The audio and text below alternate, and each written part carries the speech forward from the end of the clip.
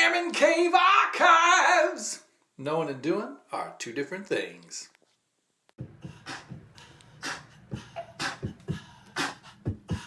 What you gonna do with all that junk inside your trunk? I'ma get you drunk, get you love drunk off my hump, my hump, my hump, my hump, my hump, my hump. Hey, welcome back to Airman Cave Archives. Tonight, I thought we would take a look at my travel bag. I used to actually use this whenever I was a recruiter and take it around to all the different school visits that I would go on. And it's got stickers from all the different schools whenever I would get my visitor's passes. Oh, good Lord. Del Rey Elementary. Now, first off, I will tell you, I do not collect Pokemon cards. But whenever my kids come up here into the Airman Cave, to keep them preoccupied, we usually will play Pokemon, but not like regular people play. All I do is I stack them up, and then we do kind of like war, so I call it Pokemon War, where the highest number on the top right hand corner, that determines who wins that hand.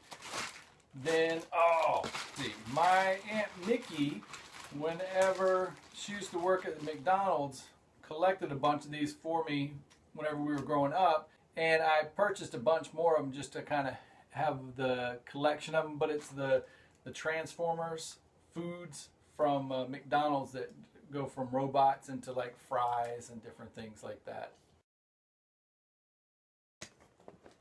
Let's see. Then we got a book from Greg Hurwitz, You're Next, and he actually signed it. Let's see. Oh, we got a bunch of old flag cards. I don't know if you guys have ever seen these, but they're supposed to be in groups of 3.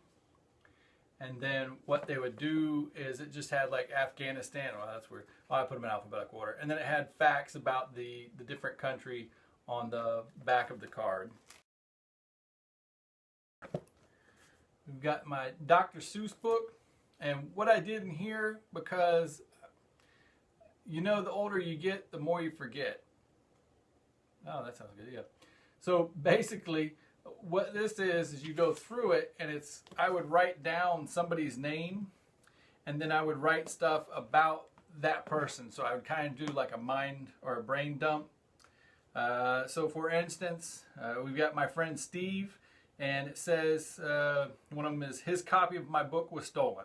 So he had bought a copy of my, I think it was the poetry or the Iraq book. Somebody broke into his car, stole his CDs, and my book or whatever that he had sitting on the dash or on the center console. Oh, got an old Spider-Man Hero Clicks. Good Lord. A hodgepodge of junk. It looks like old GoBot. Spaceship. And Major Blood from G.I. Joe, but they're all beat up. Old Smurf figurine. Not talking about Bugs Bunny, but the let's see, you can see him, the G.I. Joe character. So yeah, a whole bunch of beat up toys. We got Topps 2012 NFL Complete Set.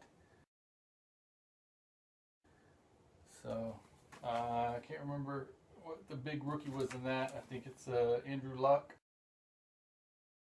And let's see. Oh boy. You'll actually get to see this in another episode. It's the Hadson Kickball League Championship scoreboard or tote board. That's kind of cool. And that one's actually up there for the trophy. 100th anniversary magazine of the Dodgers. Not that I was a Dodger fan, but my grandparents were.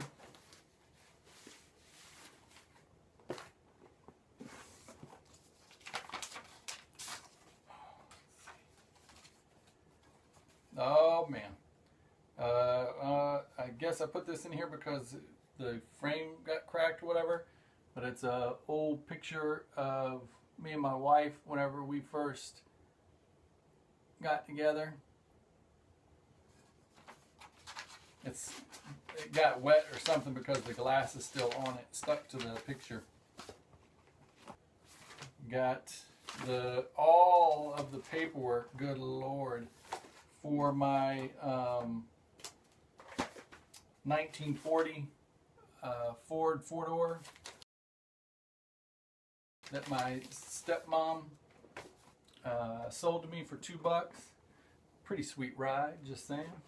We've got, holy crap, whole bunch of stuff from whenever I did my Eagle's Eye View of Victory Camp book, which I think I've got one of the copies over there, but this was the original mock-up just to see how it would look in book form. And then here's one that I'm actually working on. I got to get back in the groove on that. It's called Rick, or Recruiter in Charge, the Backdoor, Hypothetical, and of course Fictional Happenings of the Military Recruiting Process.